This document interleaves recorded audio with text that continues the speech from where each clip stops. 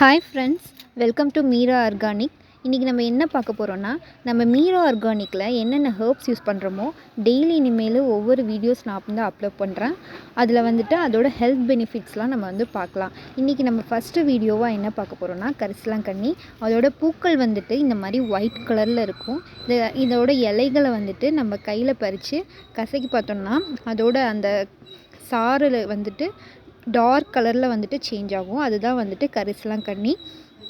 இந்த கரிசலாங்கண்ணி வந்துட்டு என்னென்ன பெனிஃபிட்ஸ்லாம் இருக்குதுன்னு இப்போ பார்ப்போம். இந்த கரிசலாங்கண்ணியை இன்டேக்காகவும் எடுத்துக்கலாம், எக்ஸ்டர்னலாகவும் வந்து எடுத்துக்கலாம். இதை தேங்காய் எண்ணெயோட நம்ம மிக்ஸ் பண்ணி வந்துட்டு ஹேருக்கு அப்ளை பண்ணும்போது க்ரே ஹேர்ஸ்லாம் வந்துட்டு மாறிடும். நல்ல முடி வந்துட்டு கருப்பாகவும் அடர்த்தியாகவும் வளரும். இது இன்ஃபெக்ஷன், இச்சினஸ், டேண்ட்ரஃப் இது எல்லாத்தையுமே வந்துட்டு க்யூர் பண்ணி தரும். இந்த கரிசலாங்கண்ணியை நம்ம மீரா ஆர்கானிக்கில் வந்துட்டு நம்ம ஆட் பண்ணியிருக்கோம்.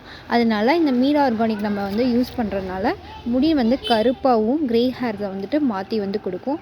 இதை இன்டேக்காக எடுத்துக்கிறதுனால என்னென்ன பெனிஃபிட்ஸ்லாம் வந்து கிடைக்கும்னா, தேவையற்ற வந்துட்டு கொலஸ்ட்ரால், ஃபேட் இதெல்லாம் வந்துட்டு கம்மி பண்ணும். இந்த சட்னியாகவும் நம்ம வந்துட்டு செஞ்சு சாப்பிட்லாம்.